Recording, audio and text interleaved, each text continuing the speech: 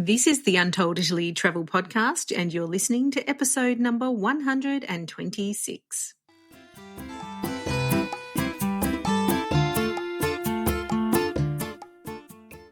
Ciao a tutti and benvenuti to Untold Italy, the travel podcast where you go to the towns and villages, mountains and lakes, hills and coastlines of Bella Italia. Each week, your host, Katie Clark, takes you on a journey in search of magical landscapes, history, culture, wine, gelato, and of course, a whole lot of pasta. If you're dreaming of Italy and planning future adventures there, you've come to the right place.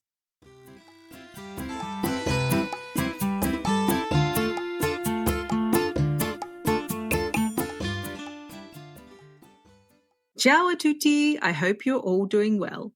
Today, we're heading to the Italian countryside to learn all about Agriturismo, which are loosely translated as farmstays, but can encompass some rather luxurious settings as we'll learn. This unique form of accommodation is not well known outside of Europe, but it's beloved by Italians and Europeans alike. Joining me today are Sarah and Salvatore from La Cuccagna, a stunning property in the heart of Umbria, not far from Perugia, where fireflies dance at dusk in the nearby forest in summer and heading on a truffle hunt is a normal part of life. In other words, it's not really a tourist experience. I've invited Sarah and Sal onto the show to share with you all the very many good reasons you should plan to stay in an agriturismo, and also why their property in Umbria is so special. I've no doubt you'll be booking your agriturismo stays just as we have for our next trip to Italy. So, andiamo, let's get started. Benvenuti, Sarah and Salvatore. Welcome to the Untold Italy podcast. Buongiorno, Katie. Thank you very much for having us. Thank you very much for having us on your podcast. Oh, I'm so excited to have you here. Thank you so much for joining us from the beautiful hills of Umbria today. So I'm wondering, Sarah, is everything in full bloom for spring? Yes, I'm looking out of the window now at a really beautiful, clear, sunny sky. We're lucky to have about a 50-kilometre view here from on top of our hill. So I'm looking out on the hillsides, which are bursting into colour at this time of year. Our fruit trees are blossoming, and lots of the wildflowers along the edge of the road are beginning to burst into life too. Oh, that sounds absolutely beautiful. Where exactly is your property, Sarah? So we're in Umbria, as you said. Not many people have heard of Umbria, and even if they have, they're not overly familiar with places in it. But Perugia is the capital of Umbria, and from our hilltop, we look out across the valleys over to Perugia. In fact, we can see the rooftops of the main street and the church spires in the distance. But we're actually, as the crow flies, we're halfway between Gubbio and Perugia. Gubbio is the local council that we're attached to, so although neither of us are indigenous, we consider ourselves Egubbinian now. All right, so how did you end up, you said you're not indigenous, how did you end up in that area? Can you tell us your story and how did you come to be there opening an agriturismo? So I'm English and Sal's Italian. We actually met in England. Sal was living there for a while, and people always expect a sort of romantic story, something like star-crossed lovers in a piazza in Florence. But in fact, it was far more rustic than that. We met on the Marlborough Downs in Wiltshire. Sal was an instructor at the paragliding school where I was learning to fly. And one day we were sitting on the hillside waiting for the wind to pick up. And we got talking about travelling and discovered our mutual passion for travel. And it all kind of went from there, really. We'd both done extensive travelling before we'd met each other, and we've had lots of exciting adventures ever since. And one of the things that we enjoyed most about our travel was always getting off the beaten track and meeting the locals, many of whom welcomed us into their homes or shown us places where we wouldn't find in guidebooks. And when we got tired of corporate life, we decided that we wanted to have a complete lifestyle change and do something like that ourselves. And Sal has farming in his blood. He comes from a farming family. So it kind of made sense to look for somewhere where we could set up our own farm and try and be as sustainable as possible and open our home to guests and try to offer them that same experience, those same real experiences. We originally started our search for somewhere in Tuscany because I was being a bit of a snob about Italy. But one day Sal said to me, come on, let's nip across into Umbria and have a look in Umbria. And I sort of went a little bit like a spoilt child, really, thinking I'm not going to like this. But in fact, I couldn't help it. I fell in love with Umbria from the first moment Sal took me to this area, and we haven't looked back since. And that first day that we came to Umbria was the day that we found La Cuccagna, and it was perfect. The most extraordinary views I'd ever seen in Italy. And so therefore nature doing a lot of the work for us, and Sal with his vision and creativity has transformed what was effectively a pile of stones into what we consider quite an extraordinary little farm. Unfortunately, I've only seen the photos, but it absolutely looks magnificent and just a beautiful place. I'm no doubt, I can only imagine that you fell in love with it at first sight. I think that is a really romantic story, actually. You know, I think whenever you resist something, it's kind of like a push-pull effect, isn't there? So you just, the resistance creates some sort of pressure, and then there you are in heaven. It was one of life's very pleasant surprises. And how long have you been there? Sal, how long have we been here now? Almost 20 years? 17, almost 18 years, yes. Amazing. And you've since had a daughter and you're fully settled in Umbria now, right? That's very typical. When you start a project like that, unless you expect it, here comes a child. But I have to say, for us, it's been great, sort of experience to do it. We didn't know that we were going to have a family when we started everything here in Italy. but when we did, there has never been a single time when we've had to think, where's best to bring up our child? For us, Rose has grown up in paradise, really. And during term time, she'd disagree, but in summer holidays, she'd absolutely agree. Oh, okay. So today I really wanted to get you guys onto the show because one of the things that I'm really passionate about sharing is the different types of places you can stay in Italy and what different experiences they can bring you. And so La Cuccagna is a Agriturismo, and that's a special farm where people can stay. It's really one of my favourite things to do when I'm in Italy is stay in Agriturismo. And in fact, most of the accommodation we're staying in our upcoming trip is at Agriturismo because it's such a special experience. And you really get to know the area that you're staying in and all of that. But I'm not going to talk too much about it. I'm going to hand it over to you guys to really explain to everyone what is an Agriturismo so that they can get an idea from you who actually run one. Yes, an agriturismo. There are many ways to think of an agriturismo, but so simply was a simple idea to help farmer to make sort of a bit of extra money because of the last 20 years, 30 years, farming has been very difficult, which it turned into something really special. An agriturismo now is not just a place to stay, and you can find agriturismo of all levels from 1 star to 5 star. But what makes agriturismo special is what you get when you get there. You don't just get a stay, like I said, but it's the fact that you connect with the farming life of that agriturismo. You can actually you don't have to, but you can find out what they farm, how they farm it. You can actually some places like ours, you can join in. During our olive season, when we pick the olives, we have always people that comes so they can actually see the cycle of how we make olive oil. We pick during the morning, we have a nice lunch in the olive groves, and then in the afternoon we go to the frantoio, which is the olive press, and we make some oil. And I think the whole experience is it's great because it makes a difference of going into a shop and picking up like a bottle from the shelf, then actually like seeing how it's made. And in our case, it's olive oils, olives, and chestnuts, and a few other things. But depending on the agriturismo that you choose, it can be anything from flour, like from fruit, wine, and so it is a way to actually connect with the farming world. That's such a simple but really unique idea, isn't it? And it's helping lots of people, really. It's helping the farmers and it's helping tourists and visitors, see a different part of Italy. I think it's just absolutely really special.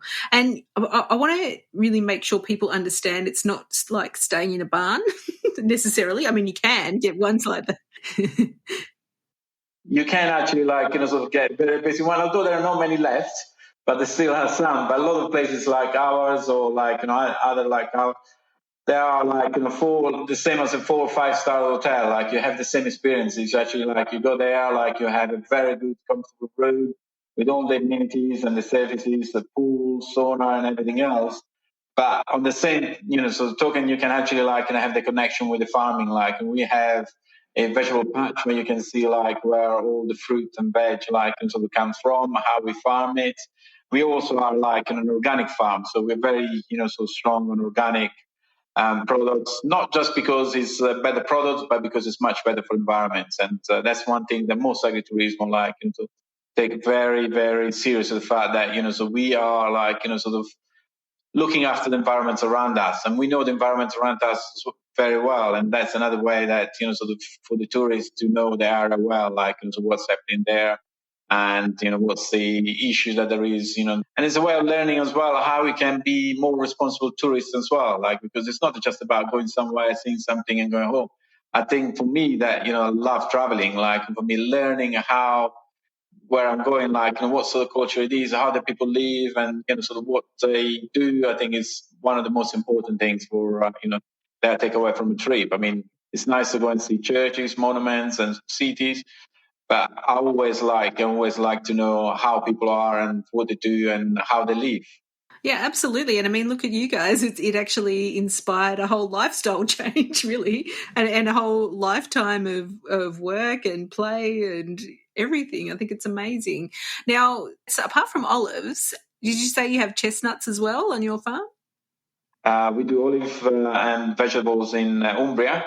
But down south, sort of, I have a family, sort of part of the farm, which is chestnuts, and we do chestnuts as well in October. So I normally sort of sometimes take groups as well that they can actually come and experience the same things with olive, but with the chestnuts. Oh, castagna. I love them. Delicious. And what sort of vegetables do you grow there? We grow the usual vegetables. We grow mainly tomato, peppers, aubergines, courgettes, cucumbers, and potatoes. Onions, garlic. Most of our products that we use, that's another thing as well in agriturismo. 85% in Umbria, in agriturismo, has to use at least 85% of product coming from the area. So we cannot sort of go and shop into the big supermarket, which I think is right. We need to use products from farming, and most of the times so we use our products our olive oil, our vegetables, which can sustain us from June to October. And before that, we have other farmers that actually sort of can actually sort of produce sort of other products that we can use in our kitchens, which I think is very important. Sort of when guests come, because the other thing as well, we have accommodation with kitchens, and so they can actually do some cooking themselves, and they have free rummaging the vegetable patch. They can go and pick their own tomatoes, their own courgettes or peppers and things like that. And one thing that we always hear, God, they taste so much different than one we buy from the supermarkets. Oh, absolutely. Just there's nothing better than a fresh tomato that's been ripened in the sun, just a sprinkle of salt, drizzle of olive oil. Delicious. I could just eat that. But also lots of fruit. We've got a lot of different fruit trees too, though. We've got apricots and peaches and figs and plums and strawberries, and we grow melons as well in the vegetable patch. So I think the other thing that's important, like Sal's been saying about the agriturismo, is everything's from the area, seasonal and from the area. So you're getting that true experience of this region. Because one of the things that makes Italy so rich is the diversity between the regions.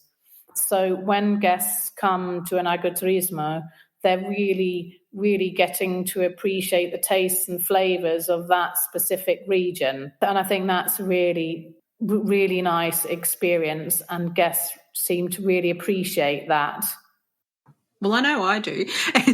And what I would have to say is that some agriturismi have like full-blown restaurants, don't they? They can have quite big, large dining rooms. We've stayed in one really big one in Sicily where they had a wine cellar and a big restaurant there. But there's various levels of catering that's available, and it's on a spectrum, really, isn't it? And what do you guys offer at your agriturismo? We are very small. I mean, so we like to take care of our guests, individually. So we only have the maximum 12, 13 people staying at the same time. So we really like to do simple dinner, which is all eating together, and it's more like a family meal than actually the restaurant's experience. We also we have a wood oven, so we tend to use that a lot to make our own pizza, the Napolitan style, because obviously origin from Campania.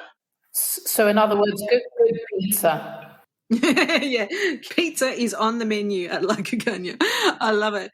And obviously breakfast as well, because I think most agriturismi offer breakfast. Yes, breakfast is 99.9% of agriturismo offer breakfast. I mean, it goes without saying. Well, some agriturismos only have self-catering accommodation, but yeah, mostly. But we offer breakfast; it's included with us. But our catering is occasional, so we don't offer catering every night. But in a way, that's what makes it special when we do. Oh, yeah. Everyone has to turn up on pizza night, I think. It sounds like the way to go. Definitely. At the moment, we've got people that just come to stay with us so they can eat our pizza. Well, I don't know. I think I'm interested in the apricot tree. That's my absolute favourite fruit. So maybe we can just distill it down. Is people coming from maybe the US, Australia, the UK, if they'd never heard of an agriturismo and they didn't really, fully appreciate what it was, and they thought, well, I can stay in a hotel or I can stay in a bed and breakfast. Tell us why we should stay in an agriturismo. What is the essence of it? Why would you choose it? Because you can stay in a hotel and you get a very good service, but what we can offer more in agriturismo is the experience. I mean, we don't just do farming; we actually show how farming is done. Also, we tend to have a philosophy of life which is slightly different. Where we really enjoy the countryside, so we love the countryside, and we tend to care about the countryside so much that we spend a lot of time outside caring our garden. So you certainly will have a very good experience. Quiet, reserved, beautiful places. I think it's a connection with the land and the people that you wouldn't be able to get if you weren't staying at an agriturismo. It would be impossible to find and have that connection and that experience, that authenticity. You wouldn't get that from a normal hotel or B&B and by their very nature, agriturismi are in the countryside, because you don't get farms in the middle of a historic centre. Yeah, and I think people, when they think of Italy, I think a lot of people are really focused on their first visit maybe to some of these big areas like Rome, Florence, Venice, Amalfi Coast and Cinque Terre. And it's really these tiny little spots on the fringes of everything. And right in the middle, you've got this whole culture and lifestyle that's happening in small towns in the countryside, and I think that's what people think of as the Italy that they want to see. And and that's what agriturismo is really offering you, is that you can actually go and be part of that. Exactly, like you said, most definitely on people's first time in Italy, they will ordinarily go to Venice, Florence, Rome, a few other places. But when you go to Rome is amazing. It's stunning. Definitely got to go to Rome at some point. But Rome isn't Italy. It's Rome.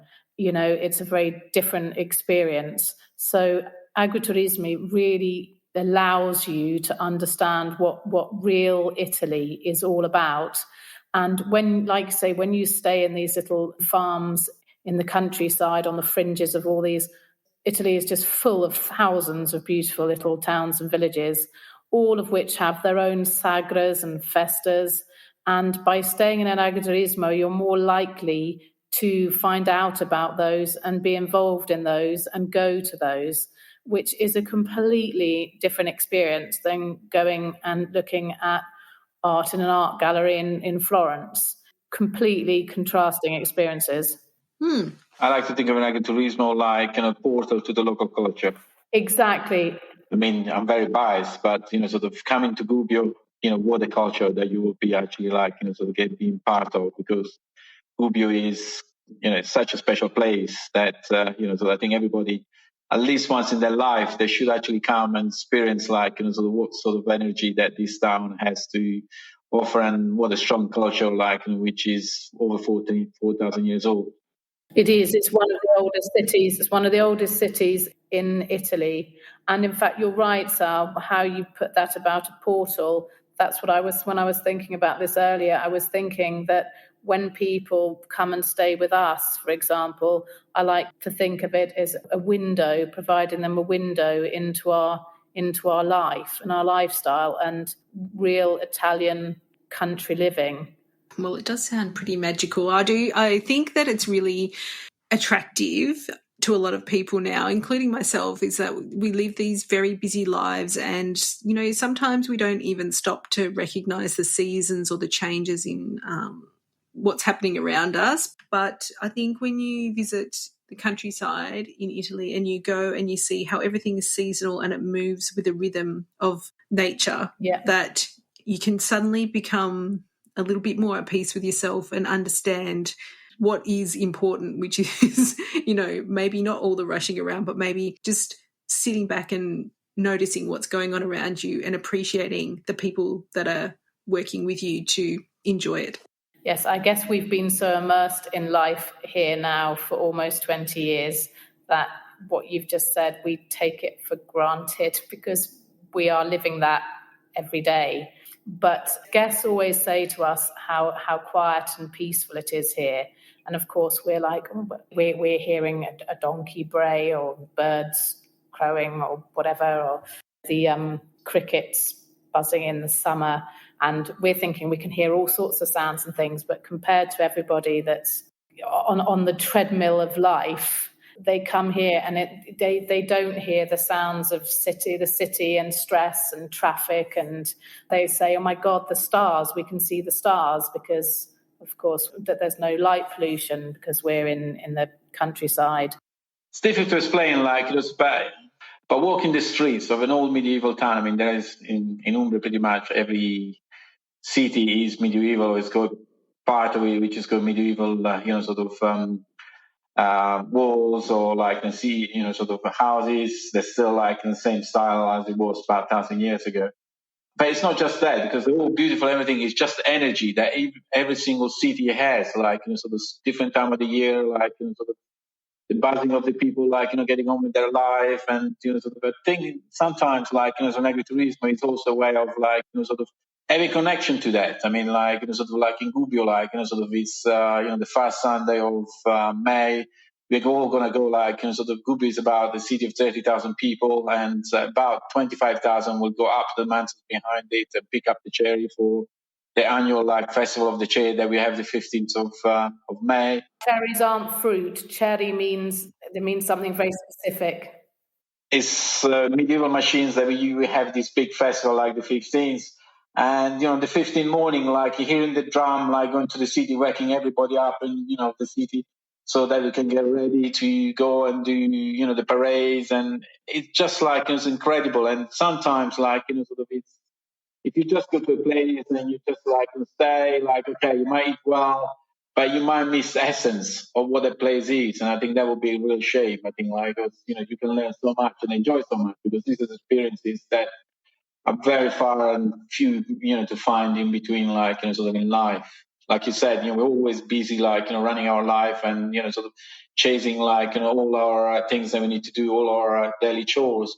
And sometimes just relaxing, lying back and having somebody guide us through a different way, a different culture, or you just like, sort of recharge our battery and give us like, sort of energy to, go back home and just think, oh, great, this was a great holiday. I want to do so much, coming back from a holiday and feeling this, in yourself that you want to do something.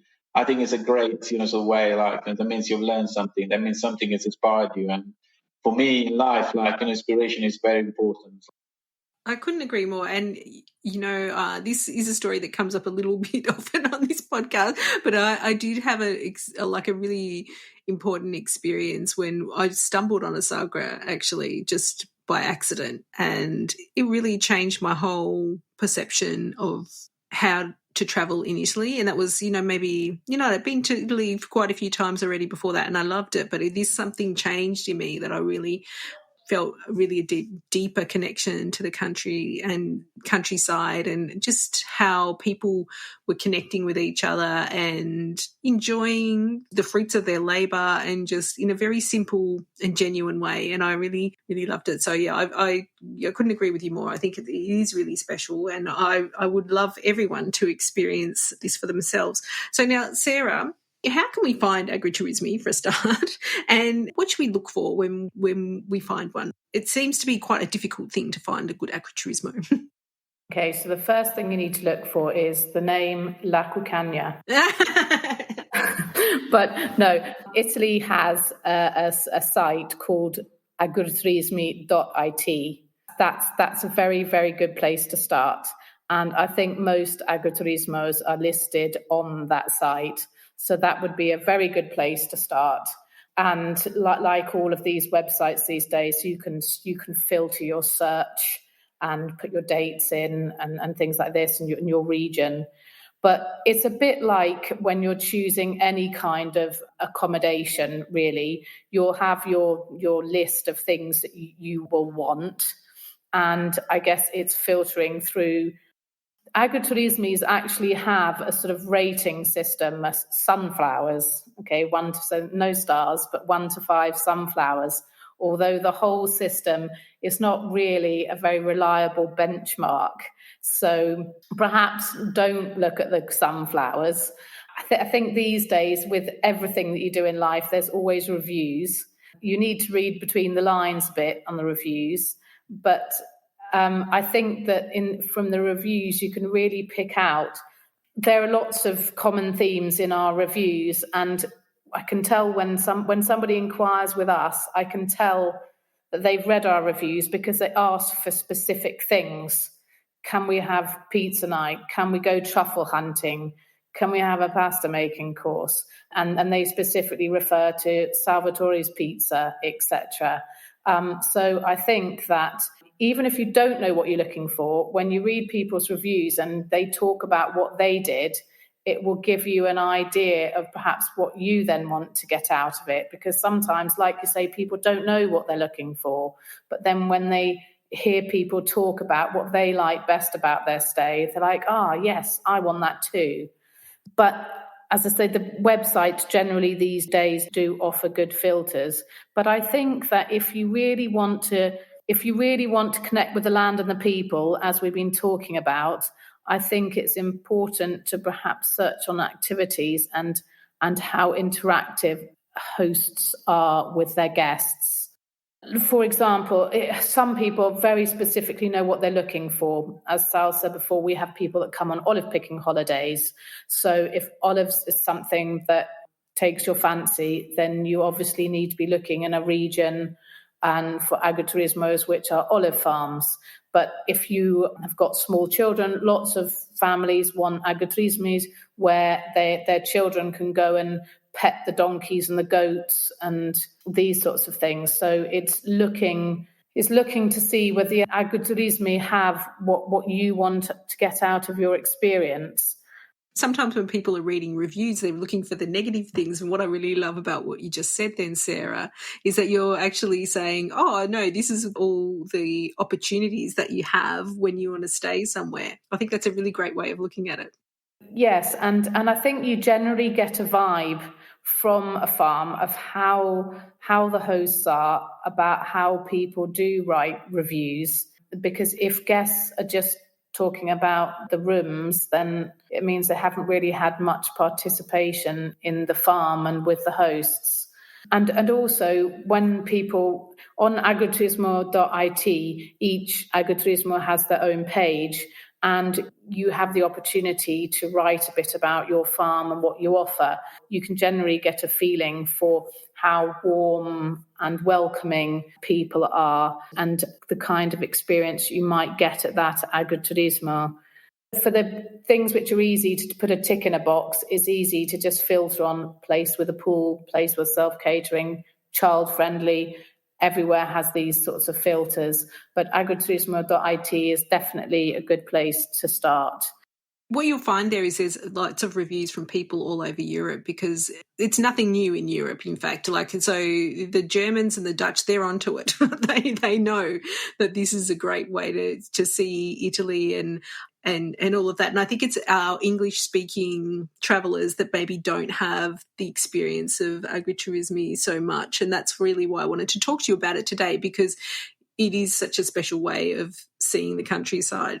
One of the very important things, I know we're going a bit back to the beginning again, but one of the very important things about agriturismo is that in Italy is that they are very heavily regulated. So they have to follow very strict rules. You can't just say, right, I'm going to be an agriturismo. You've got to be a certain type of farm. Yeah, you can't just say, I've got a vegetable patch, therefore I'm an agriturismo. You've got to meet very specific and demanding criteria. And like Sal was talking about before, in Umbria, 85% of anything that you're going to eat or drink, X% has to come from your farm, but then the rest has to come from local farmers. It can't be from any old shop.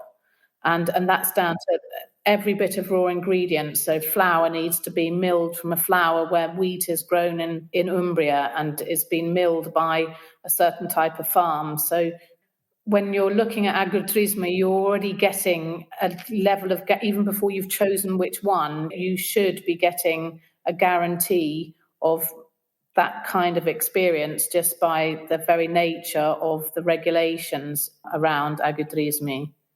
Now I'm wondering if there's an inspector. Yes. Do they have a little sunflower badge so you know they're coming? They definitely don't tell you they're coming. That must be a bit nerve-wracking when they show up. They just come and check, so that things are, done as they should be. And to be honest, we always welcome as well this check. We think that's one way to keep, things the way they should go, they should run, is by doing checks. So we every now and again we have somebody, like we have the forest department coming, or like someone else to come and they just come, and if you're doing what you're doing, they just have a pleasant conversation with you, and they go away and they say we'll see you sometime in the future. Yeah, no, I think it's really. I was just joking. I think that I think it's lovely that it's that standard's maintained, because like you said at the start, it's a really simple idea, but it's it could. I can see how it could quickly get out of hand if it wasn't sort of kept in, and it sort of makes it more special, I think.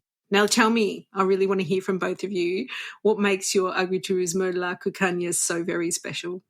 Well, I say this from what our guests have told us.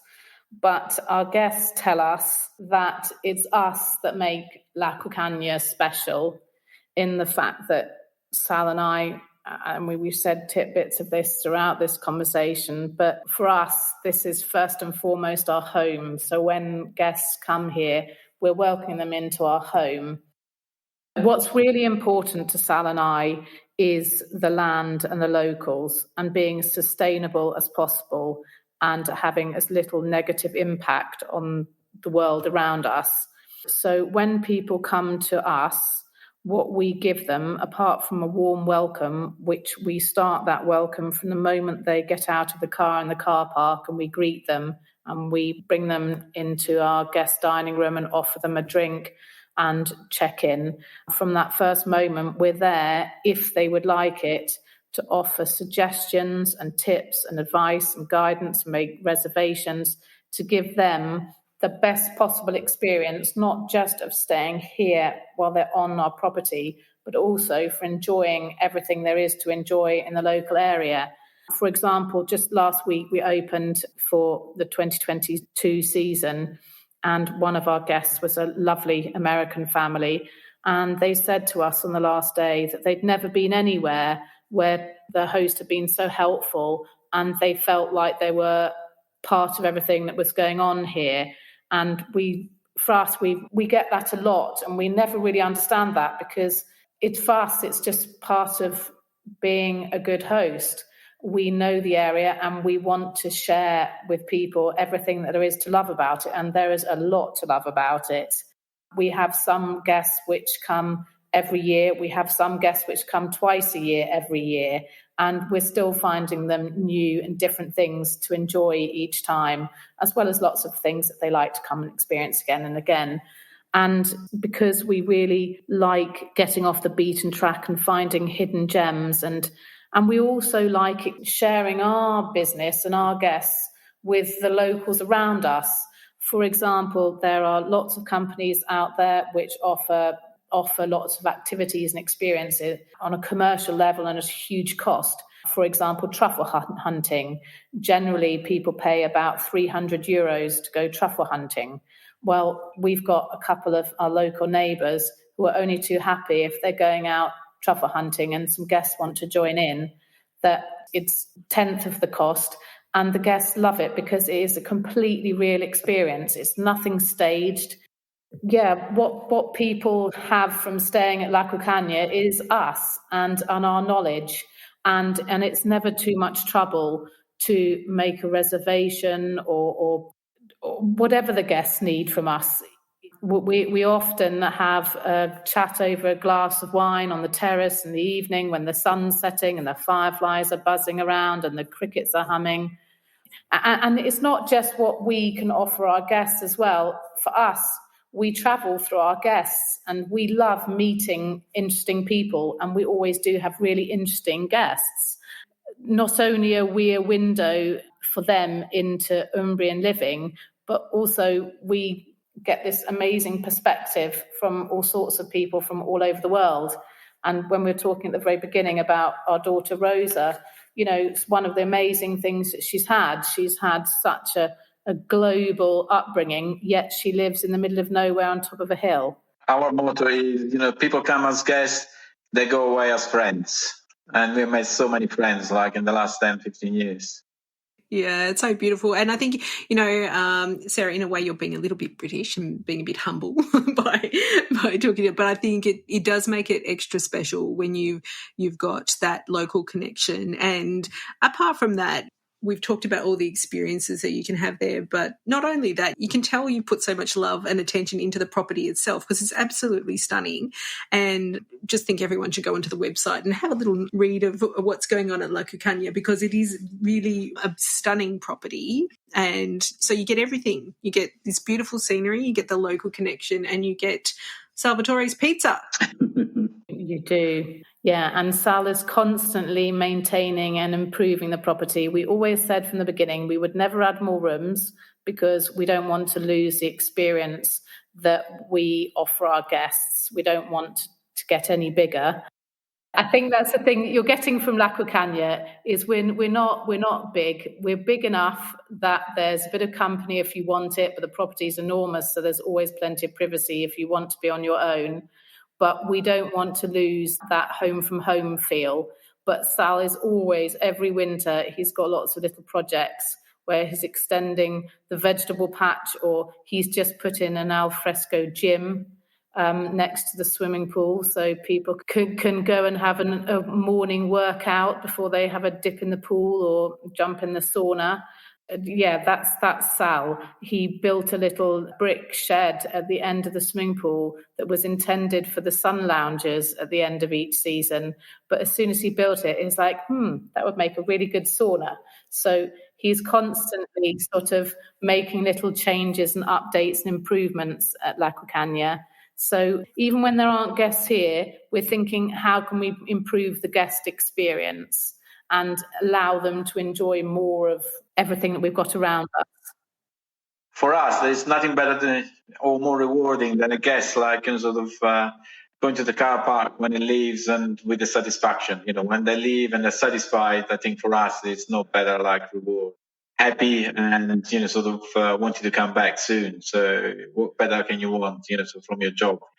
I mean, money, okay, is rewarding, but it doesn't do anything like even close to actually like sort of satisfy customer going home. And so not anymore a customer, like a friend going home after it's been there for a few days or a week. It sounds like a really perfect existence and, like you said, a whole world away from the life that you left behind, but you don't look back, do you? No, I have to say, like, so certainly, like, so I haven't looked back, not even once. I can just imagine.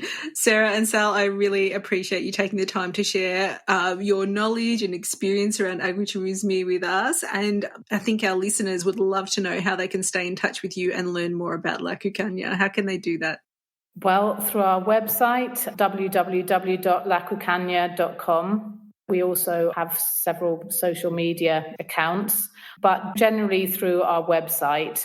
Although everybody likes instant communication these days, if you would like to contact us through our website or info@lacuccagna.com, we normally try to respond immediately. So we try to be as responsive as instant booking or something like this.